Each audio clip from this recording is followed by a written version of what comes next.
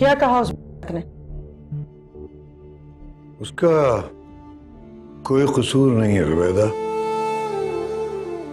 उसने ये सब कुछ मजबूरी में किया है। कैसी मजबूरी? फारूक ने हमारी इज्जत की कनपटी पर बंदूक रख के उससे ये बात मनवाई है।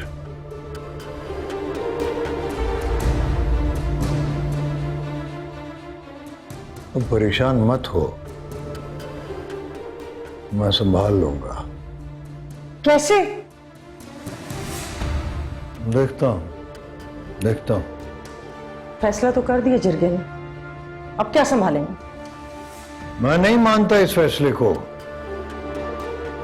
निकाल देंगे आपको बरादरी से, सारा कबीला मुंह फेर लेगा। मरना जीना, उठना बैठना, खाना पीना, खुशी गम सब खत्म। अल्लाह मालिक। आपको तो सिर्फ उसकी परवाह है, आपकी कोई और औलाद नहीं। आप और मैं तो जैसे तैसे करके मुंह छुपाकर घर में बैठ जाएंगे, लेकिन जिब्रान, क्या वो सारी जिंदगी घर में बैठा रहेगा और बहन के नाम के ताने सुनता रहेगा?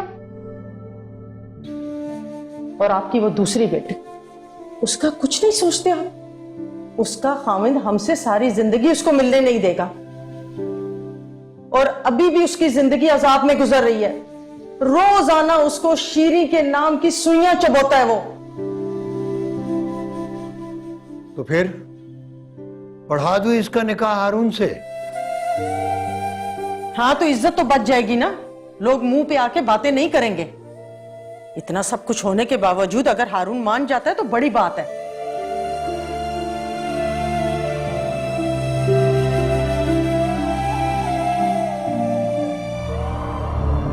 ये इश्क नहीं आसान, बस इतना समझ लीजिए, एक आग का दरिया है और डूब के जाना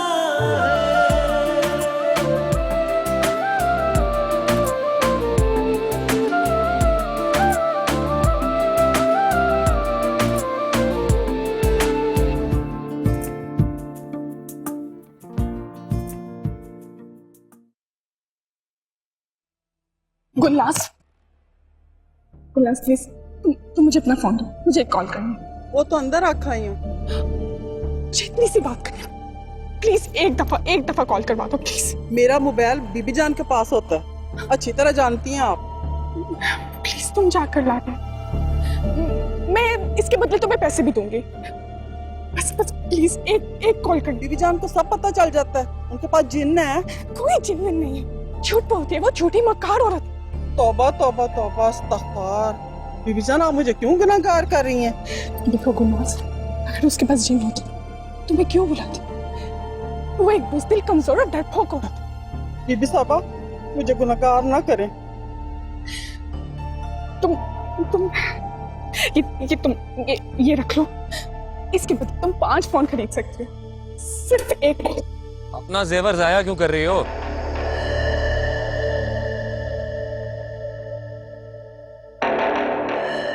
ये लो, मेरा फोन लो। एक नहीं 10 कॉल्स कर, लेकिन कोई फायदा नहीं है। उसे चांदी की जगह सोने की चिड़िया मिल रही है, अपना नुकसान थोड़ी करेगा। और जो बात तुमने करनी है ना, वो मैं कर चुका हूं। खुदा की कसम मिन्नतें की हैं उसकी कि तुम्हें लेकर भाग जाए। मैं भी खामोशी से तलाक देकर तुम्हें निकाल दूंगा दरवाजे से, फिर जहां जाओ रहो। लेकिन साफ इनकार कर दिया उसने। कहने लगा अब वो मेरे काबिल नहीं रही। झूठा खाने की आदत नहीं। हालांकि सारी जिंदगी झूठा ही खाता रहा वो मेहमानों का बचा हुआ। जरगे से पहले मुझे बहाने से होटल बुलवा लिया और खुद बीबी जान के पांव पकड़ लिया। कहने लगा मुझे मेरी बूढ़ी मां की कसम झूठ बोलूं तो उसका दीदार नसीब ना हो। और ये जमीन तो खुद बीच में कूद पड़ी। और बीबी जान, जमीन तो 2 टके की लड़की है। माफी चाहता हूं, आपकी बहू है, लेकिन वो तो जबरदस्ती मुझसे लिपटने की कोशिश करती थी, मेरे गले पड़ती थी। मैंने तो जब से देखा था शीरीन को पसंद किया था, लेकिन की बहू थी इसलिए अपने दिल और अपनी नजर को काबू में रखा। लेकिन अब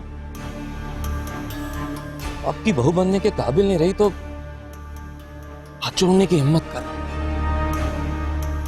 बीबी जान, वो जिसके साथ भागी थी, जहां गई, जो किया, मैं सब माफ करने को तैयार हूं। मैं उसे इतनी मोहब्बत करता हूं कि उसकी हर खता को माफ कर दूंगा, उसे प्यार दूंगा, इज्जत दूंगा, मोहब्बत दूंगा। बस शीरीन को दफनाने के बजाय मेरी झोली में डाल दे। बीबी जान, आपको खुदा का वास्ता, फारूक भाई की जवानी का वास्ता, पता नहीं क्या क्या वास्ते नहीं दिए उसने। कहता आपका मुलाजिम हूं ना, अब से गुलाम बन के रहूंगा। सच कहूं, मुझे यह सब पता लगा तो आग लग गई मेरे अंदर। दिल क्या उसकी गर्दन दबा दूं, लेकिन बीबी जान ने हाथ पकड़ के रोक दिया मुझे। कहने लगी, कचरे को हमेशा कचरे दान में ही फेंकते हैं। मैं बहुत अच्छे से जानती हूँ, तुम्हें भी, बीबी जान को भी, और हारून को भी।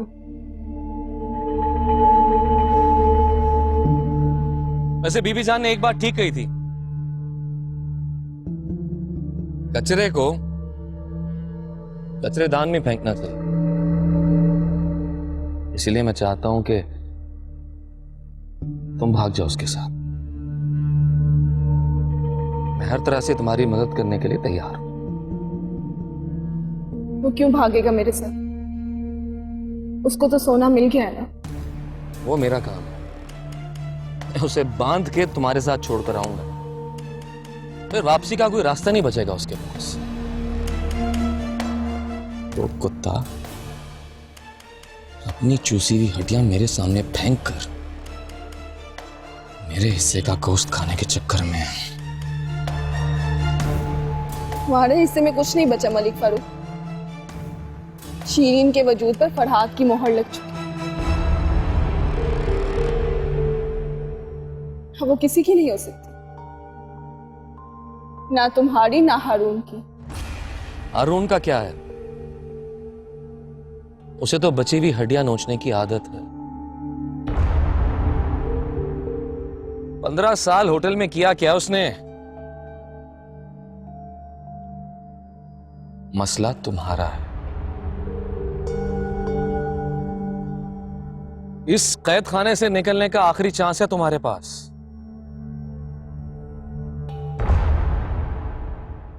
यहां रहोगी तो तुम सारी जिंदगी मुझे हिसाब देती रहोगी। अगर उसके साथ जाओगी तो तुम उससे हिसाब लेती रहोगी, अपनी मोहब्बत की नाकदरी का।